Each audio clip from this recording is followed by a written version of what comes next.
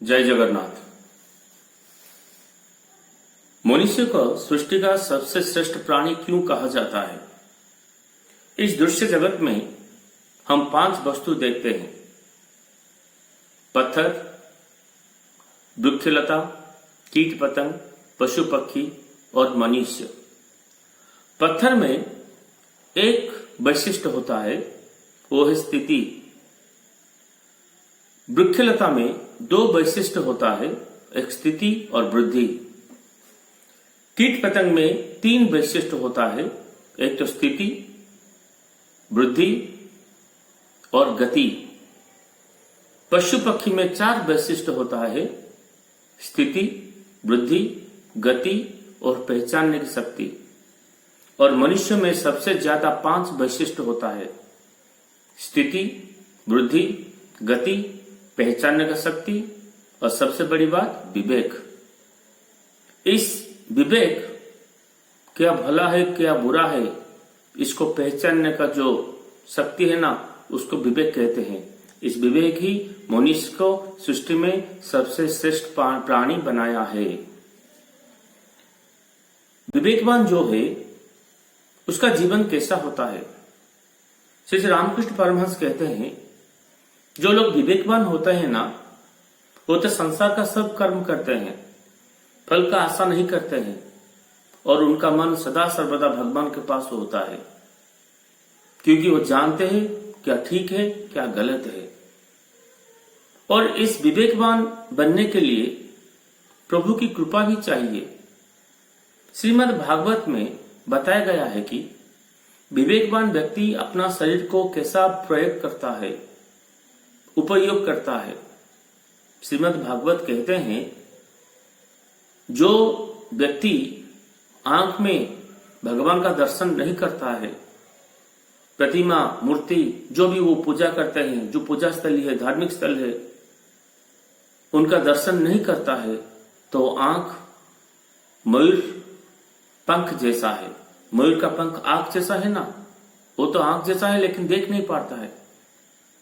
और जो व्यक्ति अपना कान में प्रभु का गुणगान नहीं सुनता है, प्रभु का महात्मा नहीं सुनता है, भगवान का नाम गुण संकीर्तन कीर्तन नहीं सुन पाता है, उसका कान ये जो दीवार है ना, दीवार में जो गर्त है, होल है, उसी तरह है। और मुख होते हुए भी जो भगवान का नाम गुण उच्चारण नहीं करता है, भगवान का नाम नहीं लेता है मुख में, उसका वाणी दरदुर वाणी जैसा है। दरदुर मतलब मेंढक। मेंढक जिसका जो शब्द करता है ना, उस शब्द का कुछ मूल्य नहीं है। उसी तरह जो लोग भगवान का बात मुख में नहीं करते हैं, भगवान का नाम मुख में नहीं लेते हैं, उनका वाणी दरदुर वाणी जैसा है। मस्तक होते हुए भी अगर भगवान के सामने वो मस्तक नहीं झुकता है तो एक बोझ स्वरूप है। हाथ होते हुए भी अगर हम भगवान का सेवा नहीं करते हैं तो अस्थि स्वरूप है। पैर होते हुए भी हम अगर भगवत दर्शन के लिए नहीं जाते हैं, तीर्थ स्थान नहीं जाते हैं, मंदिर नहीं जाते हैं, साधु संत गुरु का दर्शन के लिए नहीं जाते हैं, तो वो पैर एक वृक्ष जैसा है। शरीर होते हुए भी अगर हम साधु संग नहीं करते हैं, साधु संतों का चरण का धूल अगर हमारा शरीर में नहीं पड़ता है, तो हमारा शरीर एक शव जैसा है। और हृदय में अगर हम भगवान का चिंतन नहीं करते हैं तो उस हृदय एक लौह पिंड जैसा है। यह भगवत का वाणी है। इसलिए इसका विपरीत जो है ना, वो विवेकवान है। वो जानते हैं कि शरीर का उपयोगी कैसा करना है, how to use this body to serve God, वो अच्छी तरह जानते हैं। और जो भी वो सोच समझ के स्टेप लेते हैं, उससे पहले वो अपना विवेक को जागृत करते हैं, ये सही या गलत, इसके बारे में सोचते हैं। विवेकवान व्यक्ति अगर नहीं बन पाएंगे तो जीवन में प्रॉब्लम ही प्रॉब्लम आएगा, क्योंकि हम सही गलत जब नहीं जान पाएंगे तब हमारा जीवन का गति पूर्ण रूप से बदल जाएगा।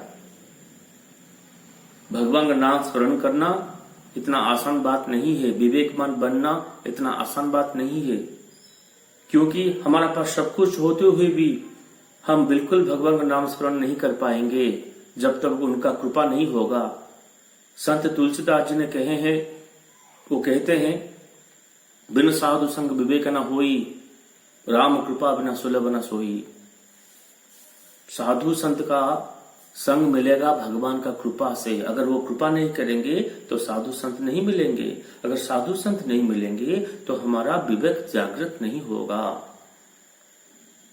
विवेकवान बनना इतना सहज नहीं है, भगवान का नाम लेना इतना सहज नहीं है। एक कहानी बताता हूं। एक जमींदार थे, वो जमींदार बहुत धनी था, उसके पास सब कुछ था, अर्थ था, मान था, यश था, सब कुछ था, लेकिन भगवान में उसका विश्वास नहीं था। वो कभी भी भगवान का अस्तित्व नहीं मानते थे, भगवान का नाम लेने में वो कभी भी इच्छा प्रकट नहीं करते थे। लेकिन उनका पत्नी जो थे ना, वो बहुत बुद्धिमती, धार्मिक स्वभाव और भक्तिमती वो थे और साधु संत का सेवा भी करते थे। एक दिन जमींदार का शेष समय आ गया, मृत्यु समय आ गया, तो जमींदार का पत्नी ने सोचे, ठीक है, मेरा पति का तो लास्ट आखिरी समय आ गया, लेकिन एक बार उनके मुख से मैं श्री हरि का नाम सुनना चाहता हूं। तो अपने गुरु को बुलाए, गुरुदेव आए और धर्म पत्नी जमींदार का उनका प्रणाम किए, बोले आपका कोटि कोटि नमन, आपका एक मैं अनुरोध करता हूं, आप जैसे भी करके मेरे पति के मुंह से एक बार श्री हरि का नाम उच्चारण करवा दीजिए, उसका जीवन कृतार्थ बन जाएगा। सारा जीवन वो भगवान का नाम नहीं लिए हैं। तो उनका गुरु उस जमींदार के पास गए, उनके पास बैठे, सिर में हाथ फैलाए और बोले, बेटा भगवान का नाम में बहुत बड़ा महात्म्य है, तेरा तो समय आ गया है, तू तो सारा जीवन अच्छे से बिता दिया, लेकिन अभी इस मुहूर्त में तुम एक काम करो, एक बार श्री हरि का नाम ले लो। जमींदार ने मना कर दी, बोले मैं वो भगवान का नाम नहीं लूंगा। गुरुजी बोले एक बार तो ले लो, बोले मैं नहीं लूंगा। तो गुरुजी ने थोड़ा चालाकी होकर बोले, मैं उनको एक प्रश्न पूछूंगा कि तुम किसका नाम नहीं लेना चाहते हो, तो वो जरूर बोलेंगे श्री हरि, तो इसी बहाने में उनका नाम उच्चारण हो जाएगा। तो गुरुदेव ने बोले, अच्छा बेटा तुम किसका नाम लेना नहीं चाहते हो?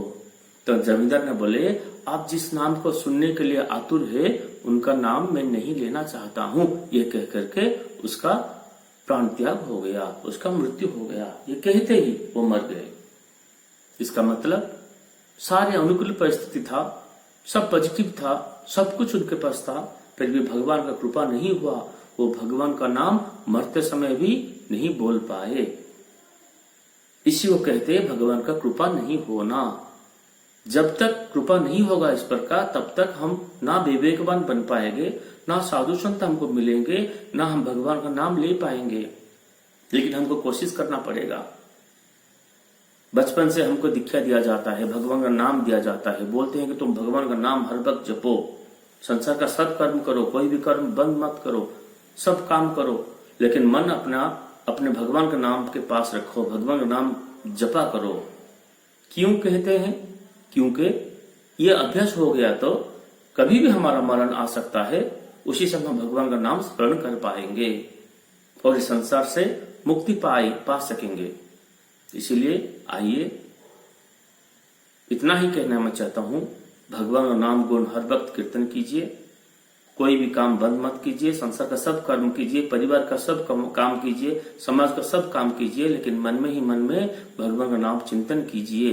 वही नाम ही हमको विवेकवान बनाएगा। ये सच्ची बात है। विवेकवान बनने के लिए भगवान का शरण में जाना अत्यंत जरूर है। जय जगन्नाथ।